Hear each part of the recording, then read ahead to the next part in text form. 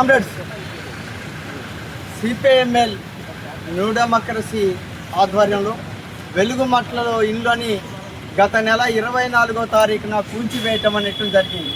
వీళ్ళందరూ పేదలు.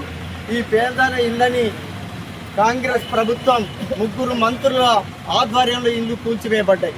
ఇది చట్టవిరుద్ధంగా అప్రజాస్వామికంగా జరిగినటువంటి ఘటన. ఈ ఘటనని తీవ్రంగా ఖండిస్తున్నాం.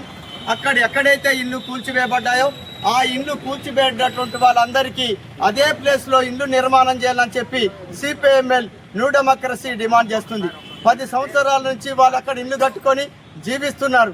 ఈరోజు అర్ధాంతరంగా అన్యాయంగా అక్రమ పద్ధతులలో కాంగ్రెస్ ప్రభుత్వం 2000 మంది పోలీసుల్ని తరలించి వాళ్ళ ఇళ్ళని కూల్చారు.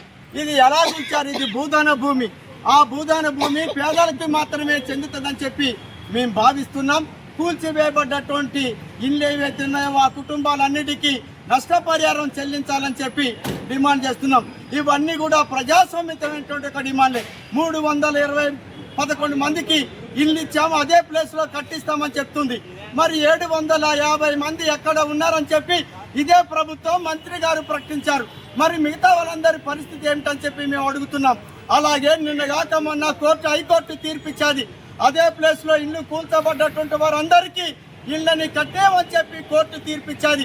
కోర్టు తీర్పును కూడా ఈ ప్రభుత్వం, ఈ రాజ్యాంగాన్ని ధిక్కరించేది ఈ ప్రభుత్వం.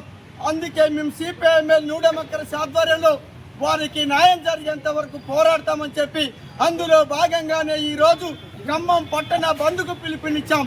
మేము బంద్ని ప్రారంభిస్తుంటేనే కనీసం ప్రజలకి విషయాన్ని తెలియజేసుకుంటుంటే అది ఏమీ పట్టించుకోకుండా పోలీసులు మమ్మల్ని అక్రమంగా అరెస్ట్ చేసి తీసుకొచ్చి రోజు స్టేషన్లో నిర్బంధించారు.